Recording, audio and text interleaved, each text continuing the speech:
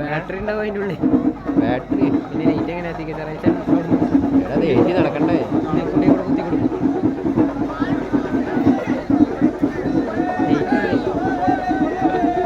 ഇവിടുത്തെ ആ വീഡിയോ കൊടുക്കാറില്ലേ? അത് മുകളിൽ നിന്ന്